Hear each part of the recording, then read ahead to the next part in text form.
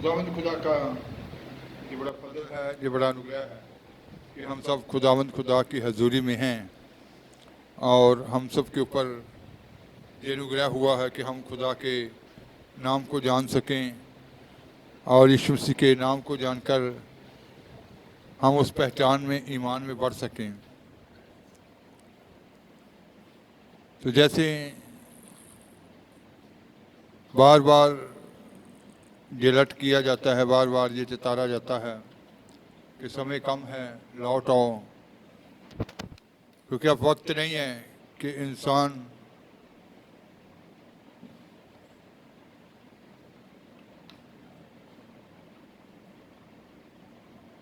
पाप के बीच में चलता हुआ जीवन व्यतीत कर सके, क्योंकि आप सुनते आ रहे हैं कि वो समय कैसे है।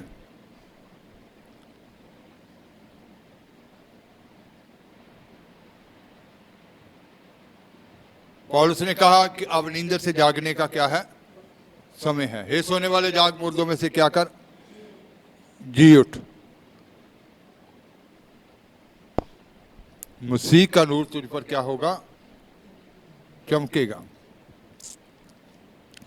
तो हम जब खुदावंद खुदा के पास आते हैं, प्रार्थना के बीच में आते हैं, तो हमें अपने संबंधों को खुदावंद खुदा के साथ जो हमारे रिश्ते हैं, जो संबंध हैं, उनको सही करके आना चाहिए। जैसे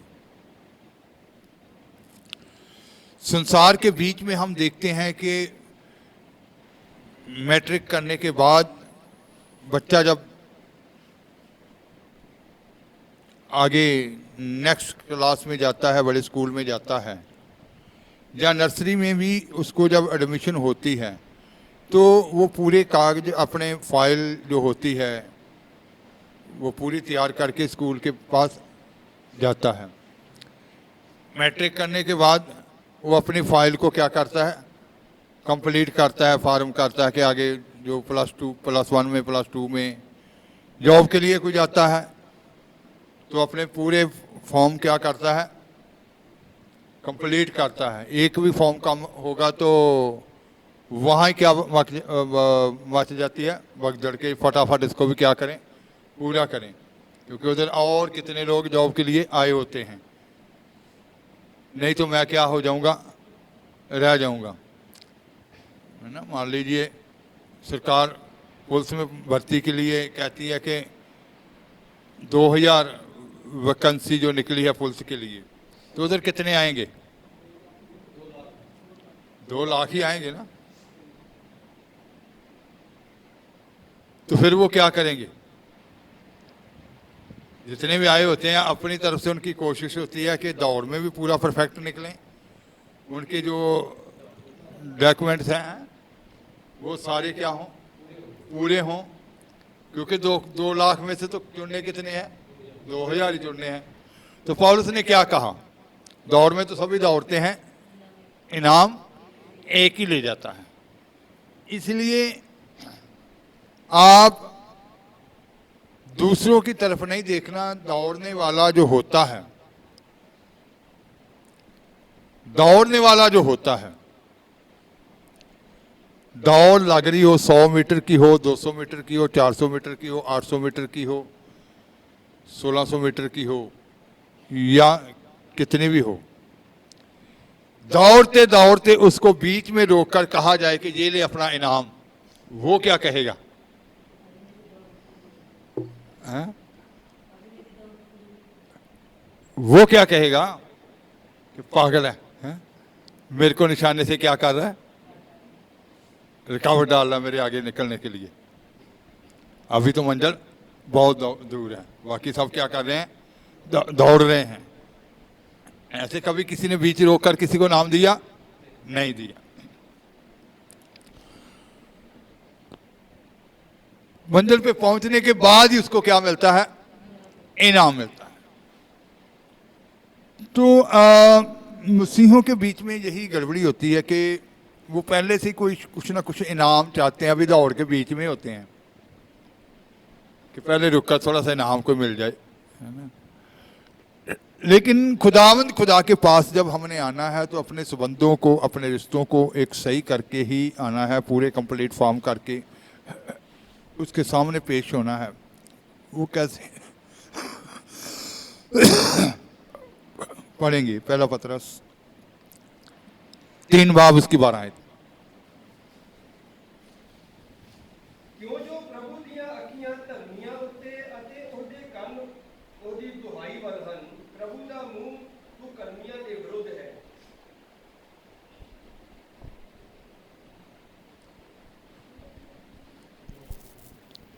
पहला पतरस 3 बाब की 12 आयत।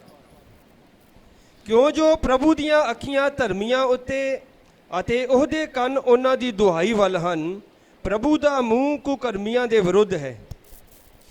क्योंकि प्रभु की आंखें धर्मियों पर लगी रहती हैं और उसके कान उनकी विनती की ओर लगे रहते हैं। प्रभु की आंखें धर्मियों की ओर लगी रहती हैं, उनके कान उनकी विनती की ओर लगे रहते हैं। प्रभु की आंखें धर्मियों की ओर और उनके कान उनकी विनती, जो प्रार्थनाएं करते हैं, उनकी तरफ लगे रहते हैं। परंतु प्रभु बुराई करने वालों के विमुख रहता है। परंतु प्रभु बुराई करने वालों के विमुख रहता है। तो इसका मतलब है कि जब हमने खुदावंद खुदा के सामने आना है, उसको पहले अपने संबंधों को क्या करके सही करना है, यानी कि अपने गुनाह को मान लेना है। तो अब वो वक्त नहीं है कि हम गुनाह के बीच चलते चलते, वो समय गुजर चुका है। प्रभु की आंखें धर्मियों के ऊपर, उसके कान उनकी विनती की तरफ लगे रहते हैं, लेकिन वो किन के विरोध में है? बुराई करने वालों के विमुख रहता है। हमारे प्रभु यीशु मसीह की जो दुआएं थी वो कब सुनी गई? जैसा आप पढ़ चुके हैं इब्रानियां 5 उसकी 7 आयत में।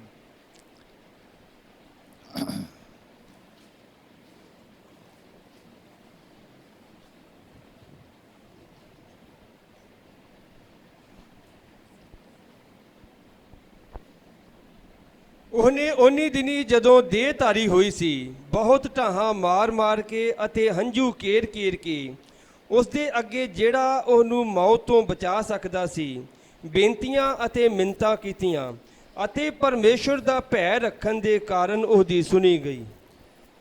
यीशु ने अपनी देह में रहने के दिनों में, यीशु ने अपनी देह में रहने के दिनों में ऊंचे शब्द से पुकार ऊंचे शब्द से पुकार के, ऊंचे शब्द से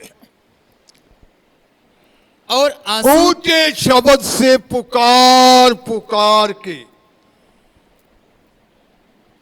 अक्सर कई बार कुछ लोग कह देते हैं कि नहीं, इतनी ऊंची दुआ नहीं करनी चाहिए, दूसरों को डिस्टर्ब करते हैं, हम इतनी दूर से आए हैं, हम तो डिस्टर्ब हो रहे हैं, इधर हमने 200 किलोमीटर सफर तय किया, हमने इधर आके रेस्ट भी करनी होती है।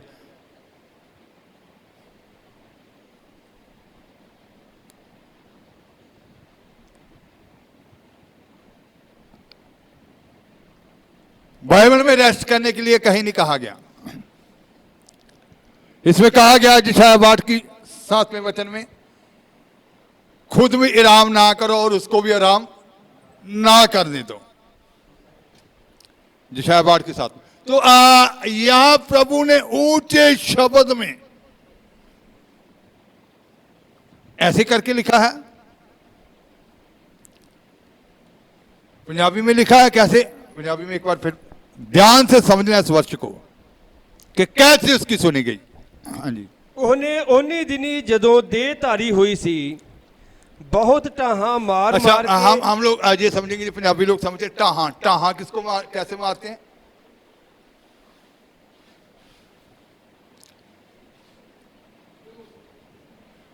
बड़े ऊंचे ऊंचे रोते हैं जब, है ना।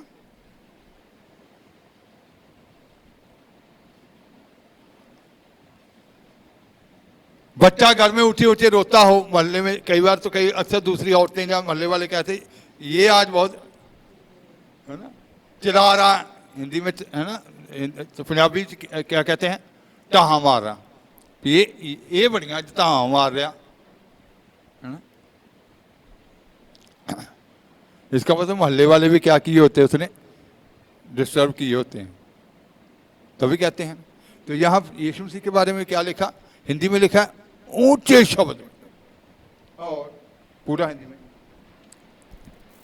यीशु ने अपनी देह में रहने के दिनों में ऊंचे शब्द से पुकार पुकार कर और आंसू बहा बहा कर उससे जो उसको मृत्यु से बचा सकता था प्रार्थनाएं और विनती की, और उससे जो उसको मृत्यु से बचा सकता था।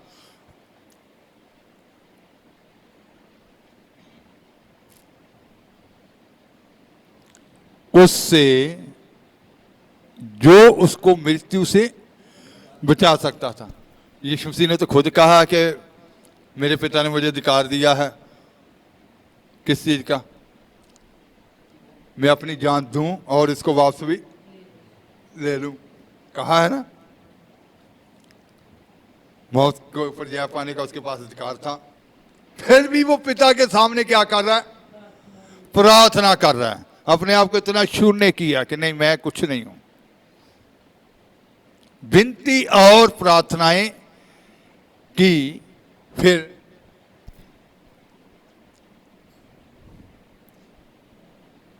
प्रार्थनाएं और विनती की और भक्ति के कारण उसकी सुनी। पंजाबी में लिखा परमेश्वर के हाँ जी, परमेश्वर का भय रखने के कारण, परमेश्वर ਦਾ ਭੈ ਰੱਖਣ ਦੇ ਕਾਰਨ ਉਹਦੀ ਸੁਣੀ ਗਈ। परमेश्वर का भय रखने के कारण यीशु मसीह की दुआ सुनी गई। आप परमेश्वर का भय क्या होता है, भक्ति के कारण हिंदी में लिखा सुनी गई। भक्ति क्या होती है फिर, नीति वचन 8 बाब उसकी 13 आयत।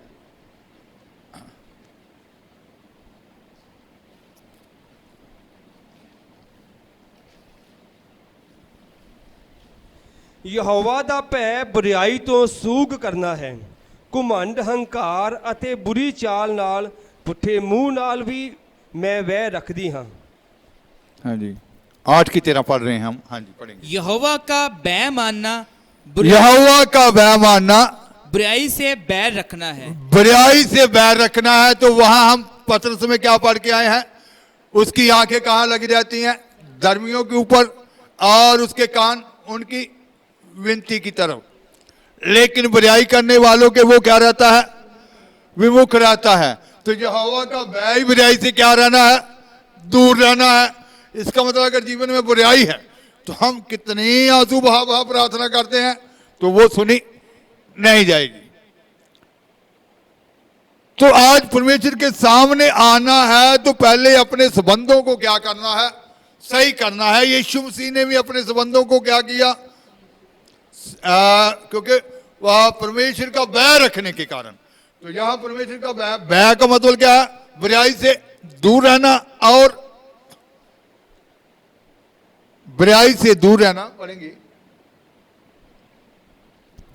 यहोवा का बैर मारना बुराई से बैर रखना है, घमंड अहंकार। तो इसका मतलब जो घमंड में होते हैं वो खुदा के भय में नहीं होते। घमंड, अहंकार। फरीसी लोग जो थे उनकी भक्ति तो बहुत थी, रोजा रखने में, दसवंध देने में, सबत का दिन पाक मानने में, और जो व्यवस्था जो शरा लिखी गई थी, रेत में जितनी व्यवस्था लिखी गई थी सारी को पूरा करने में वो कट्टर थे पूरे यहूदियों में।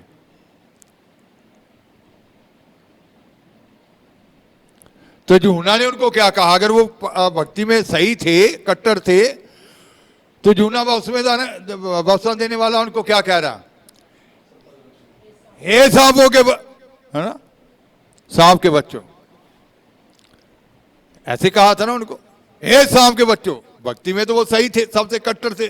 आप यहूदियों का इतिहास पढ़ेंगे तो पहले नंबर पे आते थे भक्ति करने में, फिर भी उनको क्या कहा गया, हे सांपों के बच्चों। उसका मतलब है कि ये डंग मारने से कभी भी रुकेंगे नहीं, ऐसे मसीह लोगों के बीच में भी होता है, संगत करने वालों के बीच में भी होता है। वो दूसरों को डंग करने वालों को कभी डंग मारने से कभी भी रुकेंगे। पंजाब में कहते कि सप्पां दे बच्चों ने दुध पियाना नहीं चाहिए, इस तरह कहते ने। तो इसका मतलब है कि आज बुराई से दूर रहना ही परमेश्वर का भय है। तो घमंड, इसका मतलब वो उनके अंदर एक अपनी भक्ति का घमंड था, रोजों का घमंड था, उनके अंदर दान देने का, दसवां देने का घमंड था, शब्द के दिन को पाक मानने का घमंड था। हफ्ते में 2 रोजे रखते थे, सप्ताह में कितने रोजे रखते थे वो? 2। ये घमंड था, दूसरों को वो तुच्छ जानते थे।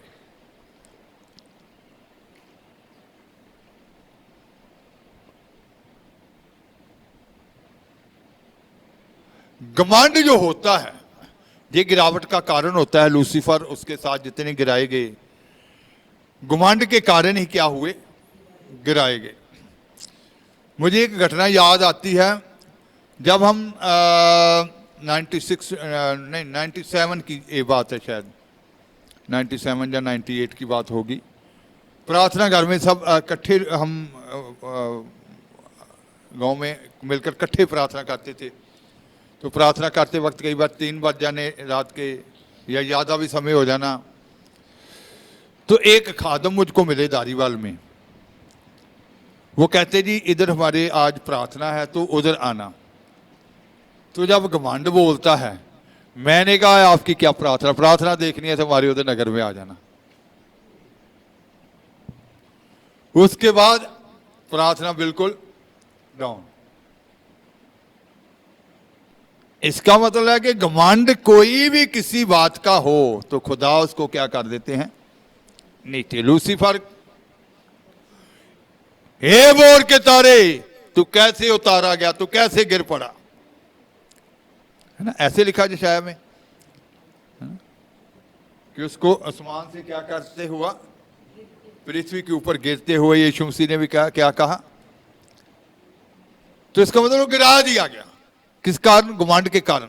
तो आज भी भक्ति का भी घमंड होता है जिन लोगों के बीच में, लेकिन ये बुराई के बीच में है घमंड और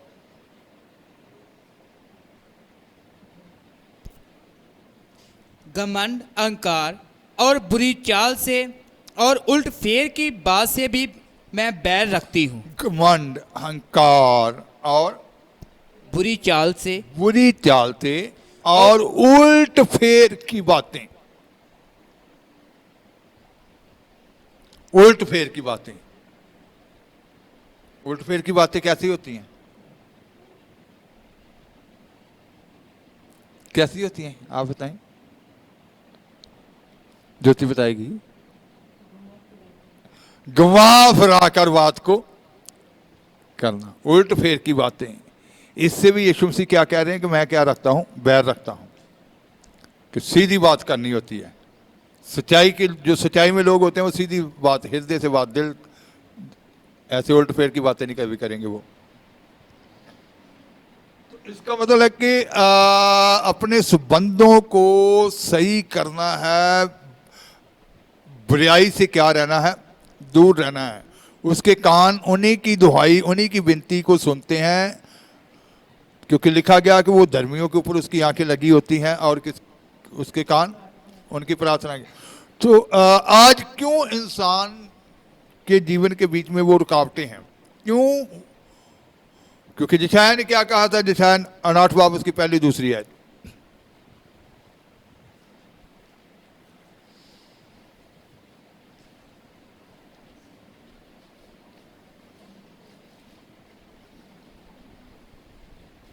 ਵੇਖ ਯਹੋਵਾ ਦਾ ਹੱਥ ਛੋਟਾ ਨਹੀਂ, ਭਾਈ ਉਹ ਬਚਾਵੇ ਨਾ, ਉਹਦੇ ਕੰਨ ਭਾਰੀ ਨਹੀਂ, ਭਾਈ ਉਹ ਸੁਣੇ ਨਾ। ਸਗੋਂ ਤੁਹਾਡੀਆਂ ਬਦੀਆਂ ਨੇ ਤੁਹਾਡੇ ਵਿੱਚ ਅਤੇ ਤੁਹਾਡੇ ਪਰਮੇਸ਼ਵਰ ਵਿੱਚ ਜੁਦਾਈ ਪਾ ਦਿੱਤੀ ਹੈ, ਅਤੇ ਤੁਹਾਡੇ ਪਾਪਾਂ ਨੇ ਉਹਦਾ ਮੂੰਹ ਤੁਹਾਥੋਂ ਲੁਕਾ ਦਿੱਤਾ ਹੈ, ਭਾਈ ਉਹ ਨਾ ਸੁਣੇ। सुनो, यहोवा का हाथ ऐसा छोटा नहीं हो गया कि उद्धार ना कर सके, ना वह ऐसा बहरा हो गया है कि सुन ना सके। परंतु तुम्हारे अधर्म के कामों ने तुमको तुम्हारे परमेश्वर से अलग कर दिया है, और तुम्हारे पापों के कारण उसका मुंह तुमसे ऐसा छिपा है कि वह नहीं सुनता। तुम्हारे अधर्म के कामों ने, तो इसका मतलब है कि बार बार प्रभु यही चिता रहे हैं विश्ववक्ताओं के द्वारा भी। नूह के समय में बार बार यही वो कहते होंगे कि नूह पागल हो गया है ना। कश्ती पहाड़ के ऊपर बना रहा था तो वो कहते होंगे कि कभी किसी ने जिंदगी में पहाड़ के ऊपर भी पानी चढ़ते देखा है? कि बार बार एक ही बात को रट लगाई रखता कि जल पर लो आएगी, जल पर लो आएगी। लेकिन जब आ गई तो फिर बचने का मौका नहीं मिला। तो इसका मतलब है कि हमें जागना है। कहता कि हवा का हाथ छोटा नहीं है कि वो छुड़ाए ना, उसके कान भारी नहीं है कि वो सुने ना, बल्कि आपके धर्म के कामों ने उसके बीच में और आपके बीच में क्या कर दी है? दीवार खड़ी की हुई है। तो दीवार को गिराने के लिए वो अधर्म जो है इंसान के जीवन में, उसी को ही अपने जीवन से क्या करना पड़ेगा? निकालना पड़ेगा।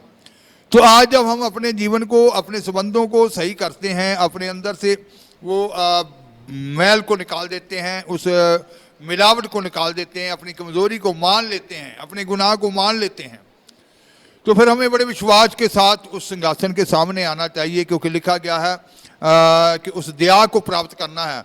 इब्रानियां 4 की 16 आयत जब हम पढ़ते हैं, वहां लिखा गया,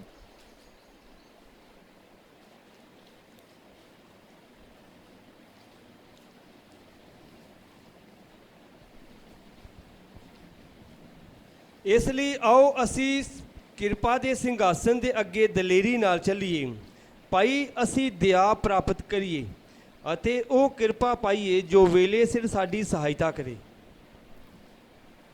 इसलिए आओ हम अनुग्रह के हम सिंहासन अभी के कृपा जो निकल रही है, कृपा के सिंहासन के सामने जल्दी से चलिए, बड़ी दिलेरी के साथ, बड़े हयाव के साथ, हिम्मत बांध कर। हाँ जी, इसलिए आओ हम अनुग्रह के सिंहासन के निकट हयाब बांधकर चलें कि हम पर दया हो और वह अनुग्रह पाएं जो आवश्यकता के समय हमारी सहायता करे। वह अनुग्रह हासिल कर लें जो जरूरत पड़ने पर हमारी क्या करेगा? सहायता करेगा। तो इसका मतलब है कि आज उस अनुग्रह को लेना है, उस सिंहासन के सामने जाना है, बड़े हयाव के साथ, बड़े आत्मविश्वास के साथ। आत्मविश्वास किन के पास होता है? जैसे पहले बताया गया शुरू में कि जॉब लेने वाले जो जाते हैं कैसे जाते हैं, स्कूल में एडमिशन लेने वाले जाते हैं तो कैसे जाते हैं? अपने सारे कागज जो है, फाइल जो है वो क्या करके, कंप्लीट करके, तैयार करके। जब बच्चों का वो एडमिशन के लिए प्रोस्पेक्ट वो भरते हैं, उसमें पूरा ध्यान रखा जाता है कि एज के बारे में, पेरेंट्स का नाम लिखने के बारे में, कि कहीं एक भी स्पेलिंग की मिस्टेक हो गई तो कॉन्वेंट वाले क्या कहेंगे कि चलो चलो, है ना। उधर एक स्पेलिंग भी चेक किया जाता है कहीं मिस्टेक ना हो जाए। 2-3 जनों से कई बार लोग क्या करते हैं? चेक कराते हैं। फिर अपनी आंखों के ऊपर भी पूरा भरोसा नहीं होता, 2-3 जनों से चेक कराते हैं कि कहीं उधर हमारा बच्चा रह ना जाए। ऐसे ही होता है। तो इधर दुनिया में इतनी सख्ताई है, तो हमारे खुदा के घर में वो ऐसे नहीं, उसको समझना चाहिए। इसीलिए बार बार विश्ववक्ताओं को, अपने कलाम को खुदा इस्तेमाल करते हैं कि समझ जाओ, लौट आओ। वो आपके हृदय में देख रहे हैं कि कहाँ पाप छुपा हुआ, उधर नजर लगी हुई है कि भाई है, अभी ये मानने के लिए तैयार नहीं है। दूसरों के सामने तो हम दरमियान नजर आ सकते हैं, क्योंकि हम हाथ में बाइबल पकड़कर एक वाइट सूट 400-500 का लेकर, या 700-800 का लेकर संगत में जाएंगे, बाइबल बैग अच्छा लेकर जाएंगे, तो वो क्या कहेंगे? ये अच्छा प्रभु में चलने वाला है। ये नहीं देखा जाता। प्रभु क्या देखते हैं? अंदर को, दिल को देखते हैं, हृदय को देखेंगे वो। तो पवित्र आत्मा जब बोलते हैं कि समझ जाओ, तो इसका मतलब पवित्र आत्मा आपके हृदय के बीच में देख रहा है, वो आपका बाहरी रूप नहीं देख रहा। तो अपने संबंधों को सही करना है। ये वक्त जो है गुजर ना जाए, खत्म ना हो जाए। हम नहीं जानते कि तब जब वो वक्त आ गया तब कौन से टॉपिक शुरू हो जाए वचन के भी, भविष्यवक्ताओं के द्वारा भी कौन सी भविष्यवाणियां शुरू हो जाएं। अभी तो लौट आने के लिए, चेतावनियों के लिए प्रभु कह रहे हैं। तो इसका मतलब है कि आज हमें लौटना है, अपने अंदर की पहचान करनी है। इधर उधर दूसरों की तरफ देखने की कोई जरूरत नहीं है, क्योंकि अब वक्त नहीं है कि हम दूसरों की तरफ देखें।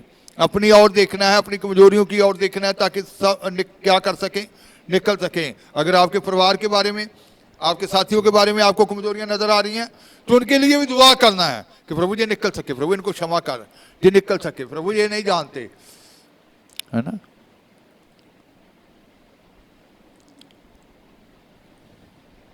तो आज निकलना है। भजन संहिता 145 की 8 आयत पढ़ेंगे।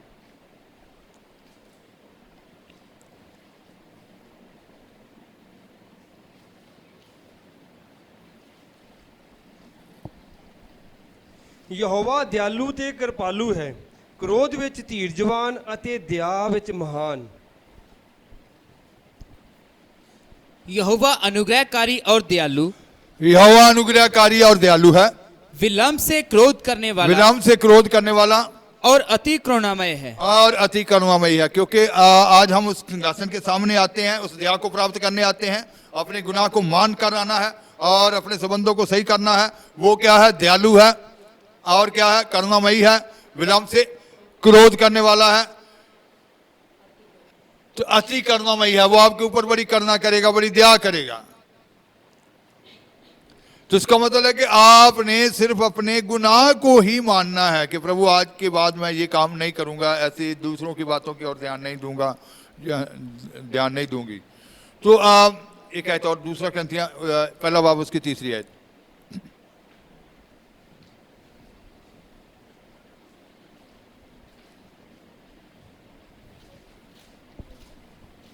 ਮੁਬਾਰਕ ਹੈ ਸਾਡੇ ਪ੍ਰਭੂ ਯਿਸੂ ਮਸੀਹ ਦਾ ਪਰਮੇਸ਼ਵਰ ਅਤੇ ਪਿਤਾ ਜਿਹੜਾ ਦਿਆਲਗੀਆਂ ਦਾ ਪਿਤਾ। हम दूसरा ग्रंथियां 1:3 पढ़ रहे हैं। दूसरा ग्रंथियां 1:3। हाँ जी।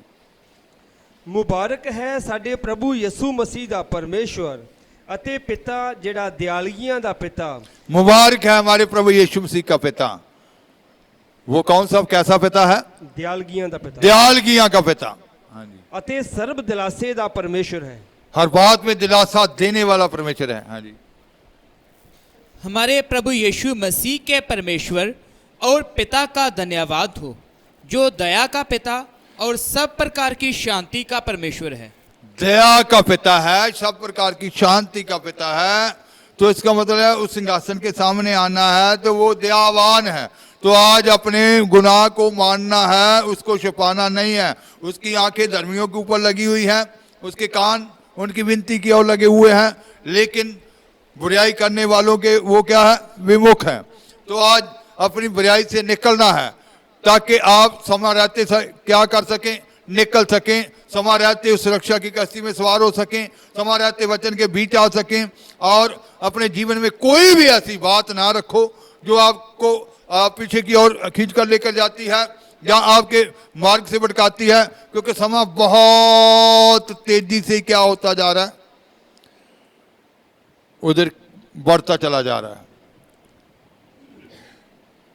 आप नहीं जानते कि ये 2022 जो खुदा ने बताया है, कौन से पल क्या हो जाना है।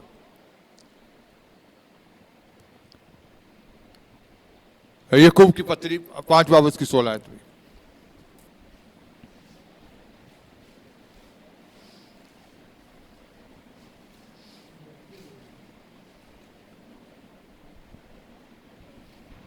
ਇਸ ਲਈ ਤੁਸੀਂ ਆਪੋ ਵਿੱਚ ਹੀ ਆਪਣੇ ਪਾਪਾਂ ਦਾ ਇਕਰਾਰ ਕਰੋ ਅਤੇ ਇੱਕ ਦੂਏ ਲਈ ਪ੍ਰਾਰਥਨਾ ਕਰੋ, ਭਾਈ ਤੁਸੀਂ ਨਿਰੋਏ ਹੋ ਜਾਓ।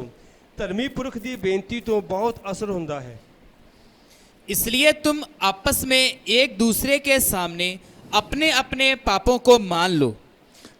इसलिए तुम एक दूसरे के सामने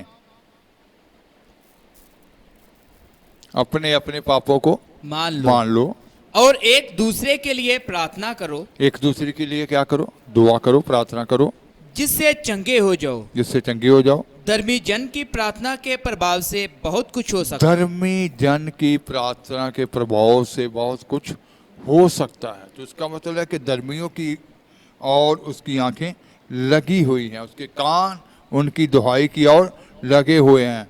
तो आपने धर्मियों के बीच, धर्मियों के झुंड के बीच शामिल होना है। तो बुराई करने वालों से निकल आना है, बुराई करने वालों के बीच में नहीं चलना है, उस बुराई की बातों को नहीं सुनना है, और बुराई की बातों जो आपको कमज़ोर करती हैं, पीछे की ओर लेकर जाती हैं, गिरावट में लेकर आती हैं, आत्मिक जीवन में रुकावट डालती हैं, उन सारी बातों को अपने जीवन से निकाल कर प्रभु की ओर ध्यान लगाना है, ताकि आप धर्मियों में शामिल पाए जाएं और आपकी प्रार्थनाओं के द्वारा बहुत सारे छुड़ाए जाएं। तो आज अपने जीवन को, अपने इस रिश्ते को खुदा के साथ क्या करें, सही करें। यीशु मसीह ने वे परमेश्वर का बैर रखने के कारण उसकी क्या की गई थी, सुनी गई थी। तो परमेश्वर का बैर ही बुराई से क्या करना है, नफरत करना है, सूख करना है। तो आज आप भी अगर परमेश्वर के बैर में हैं तो फिर बुराई से क्या करेंगे, नफरत करेंगे, सूख करेंगे। अगर परमेश्वर का भय आपके जीवन में नहीं है तो फिर बुराई करने में क्या रहेंगे, लगे रहेंगे। तो इसका मतलब जिन लोगों के जीवन में परमेश्वर का भय होता है वो बुराई से क्या होते हैं, दूर होते हैं। वो घमंड के बीच में नहीं चलते, अहंकार के बीच में नहीं चलते, वो बुरी चाल नहीं चलते, उलट-फेर की बातें नहीं करते, वो सीधी चाल चलते हैं। और सीधी चाल चलते हैं, दिल से खुदा का भय मानकर और खुदा की महिमा करते हैं। तो आज अपने जीवन को, अपने रिश्तों को खुदा के साथ सही करें, क्योंकि ये वक्त रिश्तों को सही करने का वक्त है। ऐसा ना हो, क्योंकि बार बार आप भविष्यवाणियां भी सुन चुके हैं कि अब इकरार करने का भी वक्त क्या हो चुका है, ख़त्म हो चुका है। तो अब आपको एक दूसरे के लिए खुद ही क्या करनी पड़ेगी, दुआ करनी पड़ेगी। अब वक्त है जल्द निकलने का, ताकि आप सुरक्षित पाए जाएं। और वो वक्त आ चुका है कि सारा कुछ, जो कुछ भी है, सामने प्रकट किया जाए और सब सामने आ जाएगा, क्योंकि पवित्र आत्मा इसको सामने लाने वाले हैं। आज अपने जीवन की ओर ध्यान दो, ताकि आपका जीवन सुरक्षित आगे निकल सके। आंखें बंद करेंगे और दुआ की हालत में होंगे।